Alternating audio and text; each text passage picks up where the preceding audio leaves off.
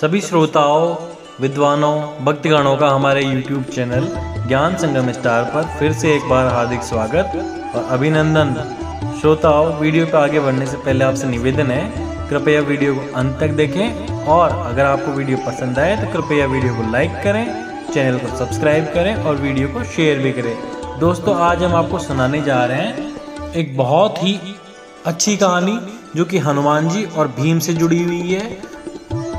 दोस्तों, जैसे कि आपको पता है, भीम बहुत ही शक्तिशाली थे, लेकिन एक बार भीम को बहुत ही ज़्यादा अभिमान और घमंड हो जाता है कि संसार में मुझसे अधिक कोई भी बलवान नहीं है और 100 हाथियों को बल है मुझ में, मुझे कोई परास्त नहीं कर सकता। और भगवान अपने सेवक में किसी प्रकार का अभिमान नहीं रहने देते, इसलिए श्री कृष्ण ने भीम के लिए एक लीला रच दी। फिर द्रौपदी एक बार भीम से कहती है, आप श्रेष्ठ गदाधारी हैं, बलवान भी हैं, आप गंधमादन पर्वत से दिव्य वृक्ष के दिव्य पुष्प लाकर मुझे दें, मुझे अपनी वेणी में सजाने हैं, आप समर्थ भी हैं, ला भी सकते हैं, लाकर देंगे ना मुझे दिव्य कमल पुष्प। भीम ये सुनकर द्रौपदी के आग्रह को टाल नहीं सके, उन्होंने अपनी गदा को उठाया और चल दिए गंधमादन पर्वत की ओर, मदमस्त हाथी की तरह। कोई तनाव नहीं, निडर बिल्कुल।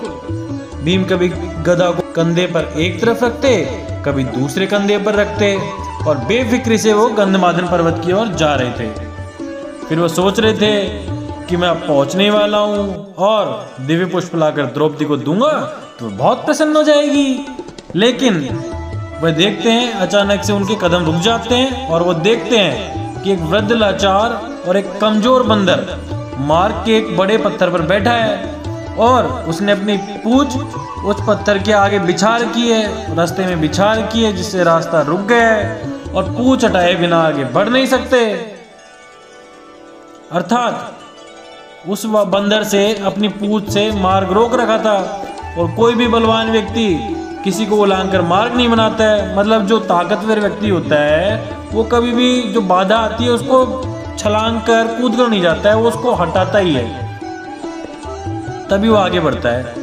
बलवान व्यक्ति बाधा सहन नहीं कर सकता, या तो वह बाधा को स्वयं हटाता है या फिर उस बाधा को मिटा ही देता है, इसलिए भीम भी रुक जाते हैं। लेकिन जब मद, अहंकार और शक्ति बढ़ जाती है किसी में, तो आदमी अपने आप को आकाश को छूता हुआ समझता है, वह किसी को खातिर में नहीं लाता और अत्यधिक निरंकुश शक्ति व्यक्ति के विनाश का कारण बनती है। लेकिन श्री कृष्ण तो भीम का कल्याण करना चाहते थे, इसलिए तो उन्होंने लीला रची थी। भीम का विनाश नहीं, वो सुधार चाहते थे।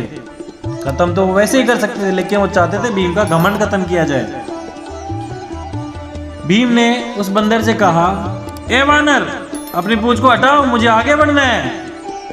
वानर ने देखा एक बलिष्ठ व्यक्ति गदा उठाए हुए है, राजसी कपड़े पहने हुए हैं, मुकुट भी धारण किए हुए हैं और बड़े रोब के साथ उसे पूंछ हटाने को कह रहा है। थोड़ा हैरान भी हुआ, पहचान भी गया उसे, लेकिन चूंकि वह श्री कृष्ण की लीला थी, इसलिए वानर चुप रह रहता है, भीम के सवाल का जवाब नहीं देता है। भीम फिर से कहता है, बंदर, मैंने कहा ना कि पूंछ हटाओ, मुझे आगे जाना है, तुम बूढ़े हो इसलिए मैं कुछ नहीं कह रहा हूं तुमसे। बंदर गंभीर हो जाता है, मन ही मन हंसता है और कहता है, तुम देख रहे हो ना, मैं बूढ़ा हूँ, कमजोर हूँ, उठ नहीं सकता हूँ, मुझ में इतनी ताकत ही नहीं है कि मैं स्वयं अपनी पूंछ को हटा लूँ।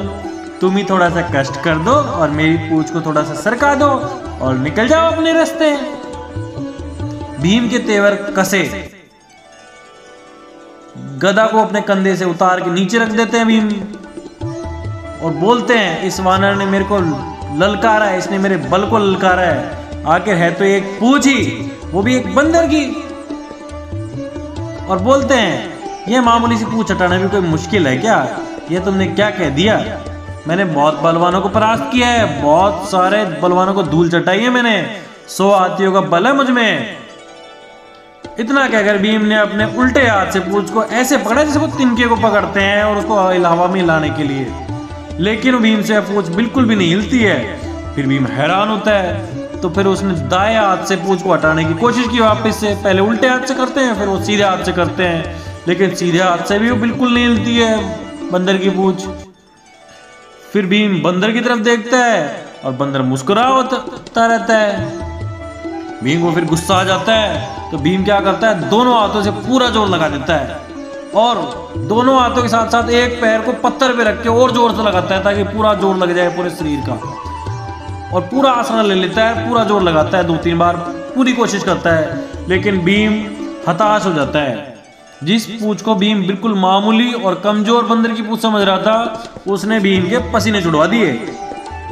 फिर भीम थककर निढाल होकर एक तरफ खड़ा हो जाता है और सोचने लगता है कि यह मामूली बंदर नहीं है कोई, यह जरूर कोई दिव्य व्यक्ति है और मैं इसकी असीम शक्ति का सामना नहीं कर पाऊंगा। फिर भीम थोड़ा विनम्र होता है और झुक जाता है। अकड़ उसे ले डूबती है, ताकत उसकी काफूर हो जाती है और भीम वाकई वृद्ध वानर के सामने कमजोर लगने लगता है और उसके अंदर जो मद और अहंकार था काफूर हो जाता है।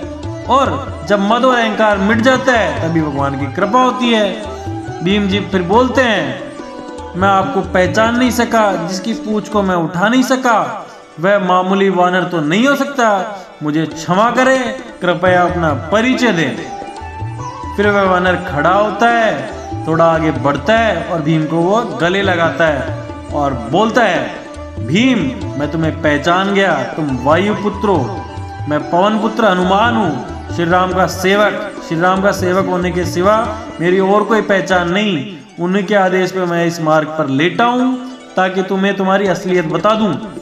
रिश्ते से तो मैं तुम्हारा बड़ा भाई हूँ और इसलिए बड़ी भाई का कर्तव्य निभाते हुए प्रभु के आशीर्वाद से तुम्हें याद दिला रहा हूँ, शक्ति का और ताकत का अभिमान कभी भी मत करो, क्योंकि यह ताकत और बल तुम्हारा नहीं है, भगवान ने इसे दिया है। यह शरीर भी तो परमात्मा ने दिया है और जो चीज परमात्मा की है वह किसी और की कैसे हो सकती है। इसलिए जो जिसने दिया है उसके लिए उसी का धन्यवाद करना चाहिए। परमात्मा की शक्ति के अलावा किसी की और क्या शक्ति हो सकती है। भीम की आंखें खुल जाती है। त्रेता युग की श्री राम और हनुमान जी की वीर गाथाएं याद आ गई। प्रेम से श्रद्धा से भीम की आंखें भी खुल गई और भाव के इसी प्रभाव में भीम जी ने हनुमान जी को समुद्र लागने के समय पर धारण किए हुए विशाल रूप का दर्शन कराने का अनुरोध किया। भीम जी बोलते हैं, आप मुझे अपना विशाल रूप का दर्शन कराएं। और हनुमान जी ने श्री राम की कृपा से अपना आकार वैसे ही बढ़ाया जैसे उन्होंने समुद्र लागने के समय पे किया था।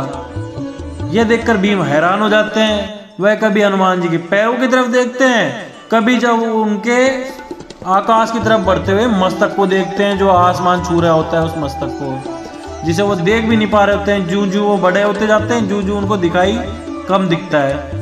हनुमान जी बोलते हैं, भीम मेरे इस रूप को तुम नहीं देख पा रहे हो, लेकिन मैं श्री राम की कृपा से इससे भी बड़ा रूप धारण कर सकता हूँ। भीम फिर हाथ जोड़ लेते हैं, सिर झटक देते हैं और हनुमान जी के चरणों में गिर पड़ते हैं।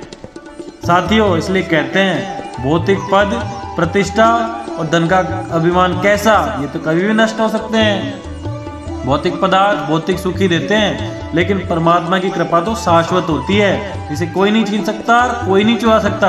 आदमी को उसी के दायरे में रहना चाहिए जिसमें परमात्मा उसे रखना चाहता है। परमात्मा की इच्छा के बिना ना तो कोई पत्ता हिल सकता है। इंसान की जिंदगी का क्या भरोसा, किसी भी मोड़ पर 4 कदम की दूरी पर खत्म हो सकती है। साथियों, इस कहानी से हमें शिक्षा मिलती है, हमें कभी भी अपनी ताकत, अपने पास जो भी है उस पर घमंड नहीं करना चाहिए, उसका सदुपयोग करना चाहिए जो भी हमारे पास है। साथियों, वीडियो आपको कैसा लगा कृपया हमें कमेंट करके बताएं। वीडियो आपको अच्छा लगता है तो कृपया लाइक बटन दबाएं, अपने साथियों से शेयर करें। और साथियों, आपसे विनम्र निवेदन है, कृपया हमारे चैनल को जरूर सब्सक्राइब करें अगर आपने अभी तक हमारे चैनल को सब्सक्राइब नहीं किया है। वीडियो को अंत तक देखने के लिए धन्यवाद। जय हनुमान, जय भीम, जय श्री राम।